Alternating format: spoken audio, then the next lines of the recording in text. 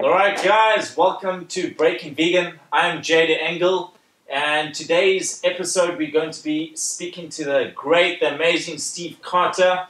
All know him as the Kettlebell Man. So yeah, Steve, thanks so much for being on the show. Oh, definitely. My pleasure. Thanks for asking me. Cool, great. So Steve, before we even start talking about what we want to talk about, give us a bit of background about you professionally. Give you a brief summary. I'm 46 years old. I've been doing physical training my whole life. That's my first and only job, you can say. Starting when I was 12 years old, I began serious studies of Chinese martial arts, internal martial arts, which is Xin Yi Chuan, Bagua Zhang, and Tai Chi Chuan, Qigong. And starting at about 15, I started teaching part-time through the community center, started assisting my teacher. And then starting at 16, I started doing that full-time. I was teaching professionally all through, my late teens, all through my 20s. And then late 20s, I went to university. I wanted to get some academic training, some scientific training. So I studied kinesiology. And after just under 4 years, I graduated with my degree in kinesiology. Started moving into personal training, and a couple milestones. I was involved early on in when the Bosu balance trainer, which is that ubiquitous blue half ball that's all around the world. Yeah, when that was first, yeah, you probably have one laying around. Almost everybody does. So when that was first invented, the inventor is a good friend of mine, and so I started working with him. They were still being made by hand at this time. Oh, wow. And going through all the trade shows all around the country, IDEA and IRSA and all the big fitness shows, and demonstrating this. So that was definitely an educational part of my journey. In early 2000s, the kettlebell was just coming onto the scene as a fitness phenomenon, as a fitness tool. And I was one of their first early adapters to get involved with the kettlebell, which that fitness community actually started in the U.S. just in the early 2000s. And so starting in 2002, I got involved with the kettlebell training community. And then since then, I've developed my career from that. And in 2008, I created IKFF, which is the International Kettlebell and Fitness Federation. And that's my slant, my view on how to bring kettlebells to fitness professionals around the world. Since 2008, I've been traveling all around the world, 60 countries I've personally taught in, and running certification courses for fitness professionals. So that's my main business, and that's kind of my story up till now. Wow, that's quite impressive. Now, when I first, let's just start with yours. When I first met Frank, why am I talking about Frank? Frank's got nothing to do with this. When I first met Steve, it was at the Nike Super Workshop, and I was walking around, and this dude had this face painting on, and I noticed it, and we started talking about a shoot, and he introduced himself, and I said, "Hi, I'm Steve, and I'm Jan," and I spoke to him for about 10 minutes. Not even knowing, I had no idea that it was who he was, and such a humble guy. And dude, it was quite amazing for me to have that first conversation with you and have no idea who you are. And then afterwards, I read that Men's Health ranks you as one of the top 100 fittest men in the world. I nearly fell off my chair. I was like, that guy that I just met. So, tell me more about the Men's Health issue. What happened there? Well, there's no reason for anyone not to be humble. It doesn't matter what your title or status or what you've accomplished. We're all equal in terms of value. And that includes all the animals and all the people and all living things. We're all equal. So, and nothing that I've accomplished, it doesn't make me ever think that I'm somebody so important, because that's just a very arrogant way, and it's very limited. I don't care if someone's famous or not. I care what kind of character they have. So as far as Men's Health, I was nominated by one of the authors. I'm not sure the detail, but apparently they got a team of authors together that served as the, I guess, the advisory panel or the advisory board to make suggestions. And so at least one of those authors basically recommended me for that list. And, you know, it's quite an imposing list. I think I came out to number 86 or something like that, or I don't remember the exact number, but it was the top 100 fittest men of all time by Men's Health magazine. Number one of all time was Michael Jordan, okay, I believe, wow. and Muhammad Ali, bless his heart, just passed away. Rest in peace. I think he was number two, and so, you know, it was a lot of famous athletes. But, you know, it's definitely a nice distinction. It's not the thing I'm the most proud of in my life, because it's just something that somebody thinks, and it's nice to be recognized. And it's, you know, I don't really think about it. I'm sure I'm not the 100 most fittest man in the world today, because I'm not training all day, every day, like I was when I was, you know, 20 years ago, nor should I be, because I have a life. But, you know, it's nice to be recognized, and I guess it just kind of validates the body of work that I've done more so than, you know, than any one point in time. Brilliant. I think that's amazing. Not many people have the ability to be humble, especially being, you know, quite high up and respected in their career. And I just, you know, I had the pleasure of doing your workshop, and you were the first person, or the first trainer that has got sort of a different view on exercise, that's more deep inside about the state of mind and through the way that you train your students. And that is very rare. How did, you know, what inspired you to have a different approach to fitness that is just deeper? I've been informed and continue to be informed through my exposure to the internal martial arts. Okay. And what I learned at a young age. And so, you know, starting at 12 years old, I was still malleable in the sense that I was a child, not quite an adult, not a baby. And so that's a very powerful time in a person's life, because the time spent in those years and the associations and the influence, it can have a profound impact. So my exposure has had a profound impact in my worldview and in my philosophy. And, you know, in short, it's internal, as your focus is on the inside. Your focus is not on the outside. The power is associated with the breath and the coordination of the mind, body, and spirit, rather than with the muscles of the arm, for example, or the muscles of the leg. And so, you know, whereas an external form, kind of taken to an extreme, would be like a powerlifting, where you're just trying to put maximal effort into a single effort.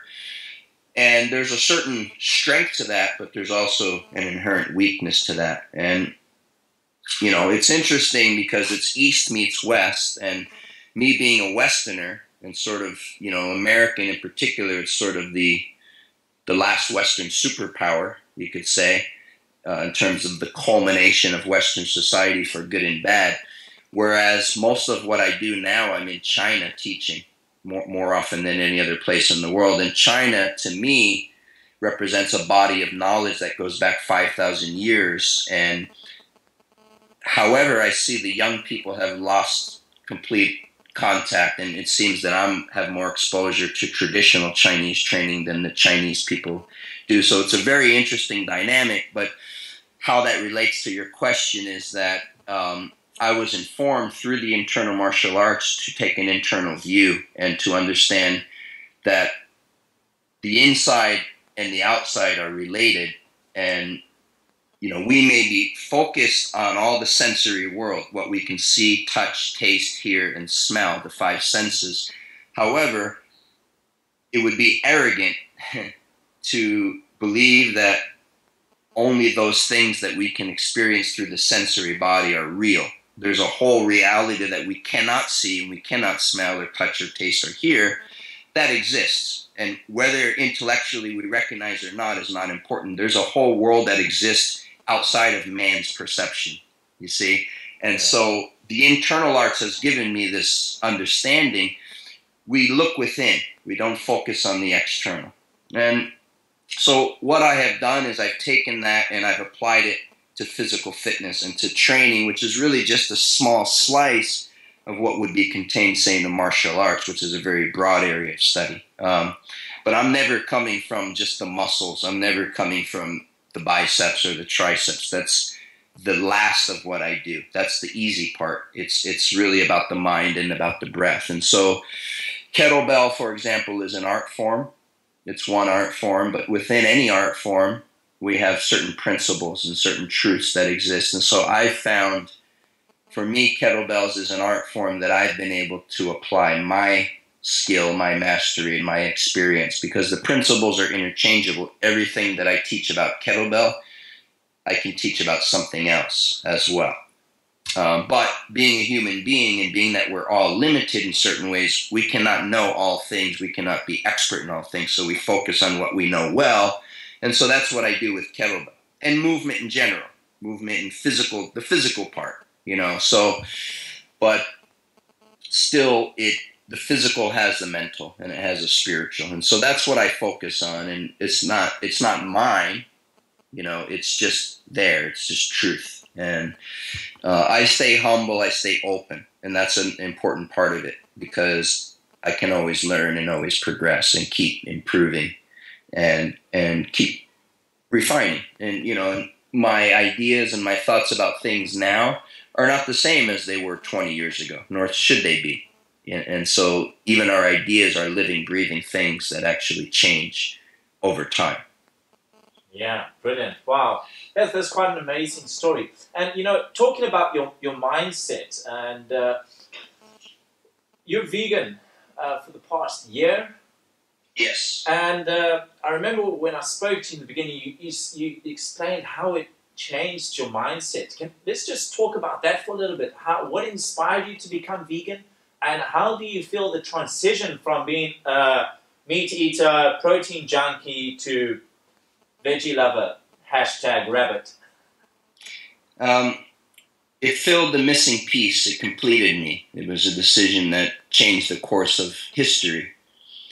And by history, I mean his story. And by his, I mean mine. So it changed the course of my history. And what inspired me is consciousness. What inspired me is recognition. And being that I am a conscious being, I cannot recognize something and ignore its existence. And to do that would be to turn out the lights and to choose darkness. And so culmination that after 45 years of life, I finally was in the right place in the right time. You could say the stars were in alignment. And I was faced with the reality, and it pained me. It caused me a lot of trauma to realize that I was contributing to the destruction and the decadence and the misery inflicting upon my brothers and sisters who are the animals. And so once I realized that, I never looked back. And I made the choice that I no longer eat animals. They're my friends. I don't eat my friends.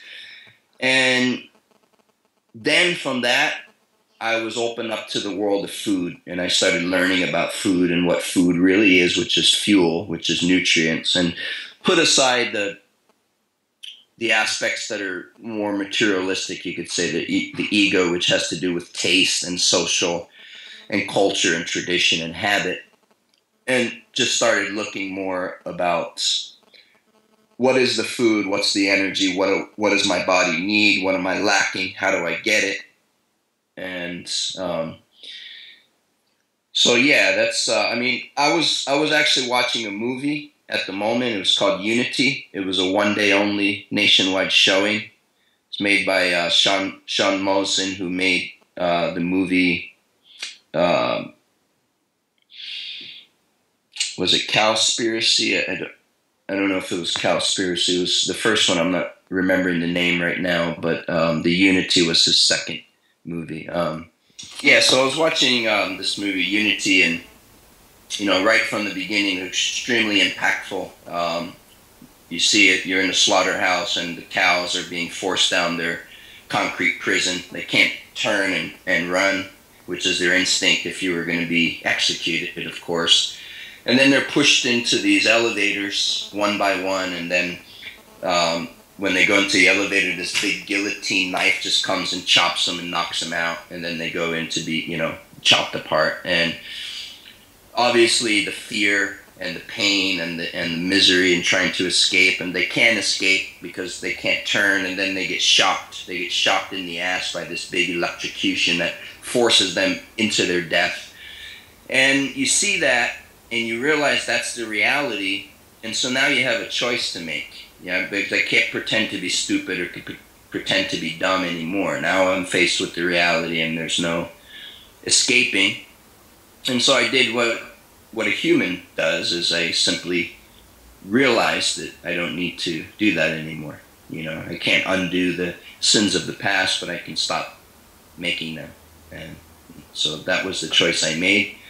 And realizing that I can nourish myself better than ever, just eating food, and be healthy and have no conflict, have no separation. And all these things dawned on me, and I realized that how we treat the animals is how we treat each other, and how we relate to animals and to nature is how we relate to one another. So since I have the goal that I want to transcend and live in an environment where there's no longer needs to be wars, there no longer needs to be that kind of suffering, I start with myself, and that's the first step towards that, is not killing my brothers, and learning to be peaceful, and learning to live in harmony with the earth, and learning to be grateful and gracious for the abundance that we are provided if we simply are open and receptive to that. Yeah. So it's probably the most significant moment of my adult life, was just making that realization and that change. Wow, amazing. And I'm going to ask you the same question. A lot of people all say, "Oh, but if you're vegan, where do you get your protein?" How do you find? Does your body, have you lost weight? Do you feel you're stronger or you're weaker? What are the facts? Because you've lived in your body for a long time, so if you've had a transition, you definitely will be able to identify whether the change is positive or negative, as what most people would think. Yeah, the changes are all positive. Yes, I have lost weight. I walk around about 10 pounds lighter than I did when I was eating meat. And actually, I'm at an optimal body weight now. My body weight doesn't fluctuate. It's always consistent, right in this range, maybe fluctuate no more than 2 pounds. I'm not saying 4 pounds, 2 pounds up or 2 pounds down. I'm saying it doesn't fluctuate more than within 2 pounds. And normally doesn't fluctuate even more than a pound. So my body is extremely dialed in, has perfect homeostasis. So as far as being lighter, yes, but that's a positive. As far as being stronger, I'm stronger mentally, which is the most important. And my body is similar in terms of, if we were to gauge strength by 1 rep max strength, it's negligible. But I'm not specifically training 1 rep max, so it's not the most important. If I was a professional power lifter and I lived for the purpose of lifting the heaviest weight possible for 1 rep, then I'd have to analyze that, but that's not a important criteria for me. And I'm still pound for pound stronger than most people in the world, so I don't really care about the opinion of someone if I eat meat and get enough protein or not. It's not important what they think. It's only important how I feel. So I feel great. And there, in the beginning, there was times when I was. It took me a while to dial it in, and I'm still dialing it in. It's not. I'm sure it's not perfect at optimized as far as what I'm eating and how I'm eating. However, I've made adjustments as I've gone. Probably for the first 6 months, I was definitely not eating enough and not getting enough protein. And so now I take more protein, but not an excessive amount. Okay. I just take what I feel I need. And I move, I exercise, I keep my body healthy. So it's really about how I feel. And, you know, on the important things, my body's less inflamed. I don't have joint pain. I don't have bloating. I don't have gas, things like that. So I actually feel better than I've ever felt. And I'm 46 years old, and so anti-aging and longevity. We've lost Steve again, so let's get him back on the line. Hey there. Yeah, okay. Okay, yeah, so you're saying longevity becomes a key? Yeah, so longevity, anti-aging, slowing the aging process. You know, so all those things are positive. All those things are major improvements. More vital, happier, more peaceful, less aggressive, less tension. You know, and I'm still have all the you know, human qualities there, have emotions and everything else, but closer to center, more balance. And my understanding of that is essentially that I don't have conflict in my life. You know, whatever conflicts I have is minor now. It's just materialistic related. But in terms of spiritually, I have no spiritual conflict. There's no separation between myself and my relationship with the animals. You know, with the earth, still there's work to be done. I'm still using oil and petroleum and stuff, so I haven't perfected my relationship. But you know, as far as animals, I can go up to them and look at them and look them in the eye, and they're my friend, and I'm not going to eat them, you know, and they don't have to be afraid of me. Fantastic. Ah, cool, and the same goes for people. Now, having said that, if somebody gets in my face and somebody tries to be aggressive, I'm going to try to move away. I'm going to try to move away. I'm trying to avoid it. I'm going to see it before it happens, and I won't be there. But if I don't see it before it happens and it gets in my space, I'm going to try to move away. But if the person doesn't let me move away, I'll still defend myself. I'll still be a wild animal.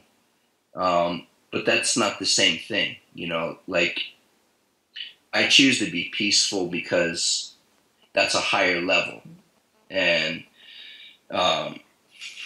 however, there are other creatures out there that are more aggressive. There are other beings out there that don't have that same value that I have, and they don't value life of others. You know, and so also have to be vigilant in that sense, because I'm still here, I'm still work. I won't be anybody's prey either. Even though I'm not preying on others, I'm not going to let others prey on me. So it's that balance. It's about being peaceful, though. It's about being peaceful and content within ourselves, so we don't have to confront each other. You know, we can just find that happy balance, and that's what I'm about. And that clarity and that understanding, it comes from ever since I chose to be vegan. I didn't have that understanding before. Wow, that is amazing. That is amazing. Respect, man.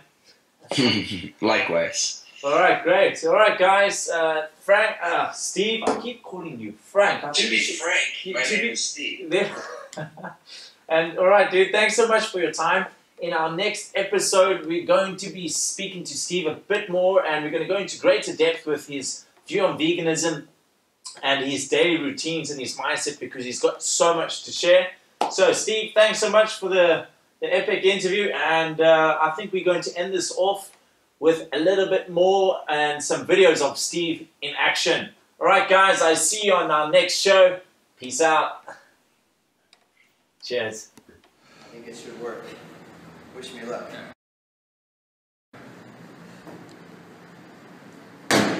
Wait.